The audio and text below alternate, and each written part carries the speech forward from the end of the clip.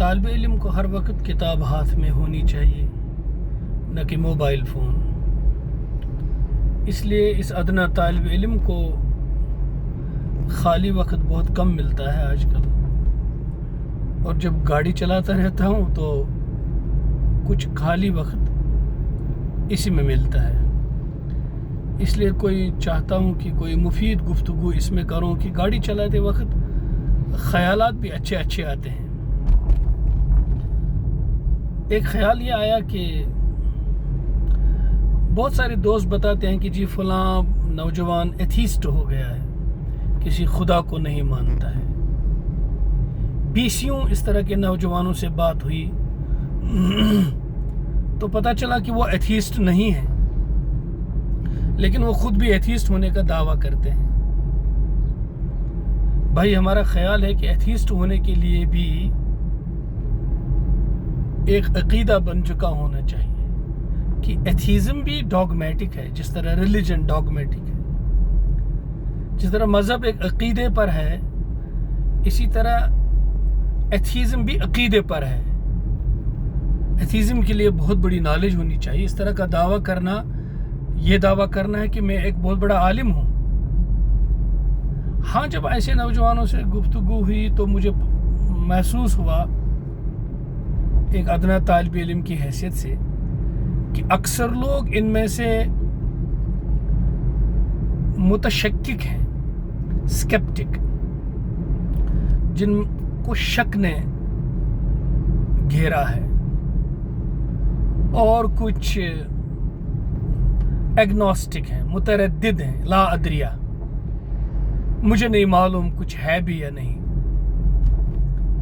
اور کچھ ایسے ہیں جو وہم کے شکار ہیں، نہ شک ہے نہ کچھ اور ہے، صرف وہم ہے۔ ایسے بالکل مومن ہوتے ہیں، وہم کے شکار ہوتے ہیں۔ یاد آتا ہے کہ کئی سال پہلے، تقریباً 2 دہائی پہلے، ایک پروفیسر صاحب کے ساتھ گفتگو ہو رہی تھی تو انہوں نے کہا کہ مجھے ایک دفعہ خدا تعالیٰ کے وجود کے بارے میں شک ہوا، تو میں نے اس وقت مولانا ابو الحسن ندوی رحمہ اللہ کو خط لکھا، تو انہوں نے خط پڑھا اور میرے احوال جانے تو کہا کہ آپ کو شک نہیں ہے، آپ کو وہم ہے۔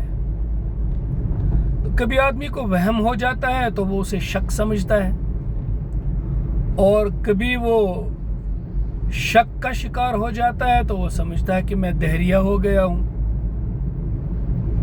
یہ الگ الگ چیزیں ہوتی ہیں، اور الگ الگ چیزوں کی پہچان بھی الگ الگ ہوتی ہے۔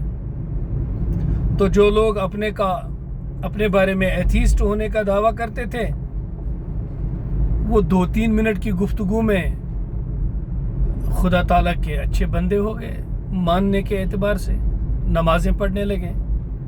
کسی صاحب نے مجھے کہا کہ ایک نوجوان سے بات کیجئے، یہ خدا کو مانتا ہی نہیں ہے۔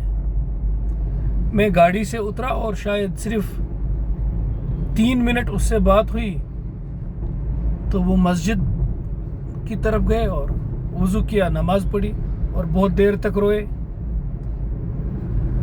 تو خیر، اس طرح خود ہی اپنے بارے میں ڈائگنوسس کرنا یہ ٹھیک نہیں ہے۔ جو بھی چیز ذہن میں آ جائے جاننے والوں سے پوچھ لیجئے۔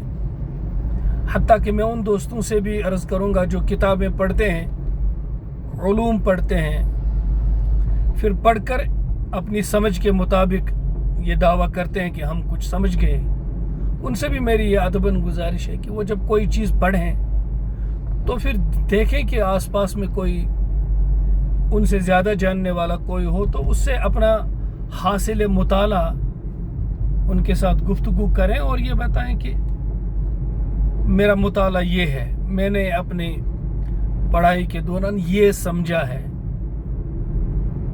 تصدیق ہو جائے تو پھر آگے بات بڑھائیے، اور اگر آپ کی سمجھ اور فہم میں کسی نے کوئی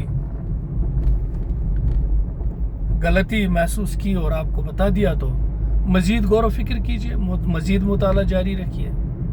اس سے آپ بھی بچ جائیں گے کسی غلط راستے پہ پڑنے سے، اور آپ کی وجہ سے کوئی دوسرا بھی کسی غلطی کا شکار نہیں ہوگا۔ مطالعہ، سوچ فکر اسی سے آدمی کو صحیح نتیجے پر پہنچاتا ہے کہ وہ یہ سوچے کہ آس پاس میں میرے سے زیادہ پڑھنے والے بھی ہیں، میرے سے زیادہ سمجھنے والے بھی ہیں.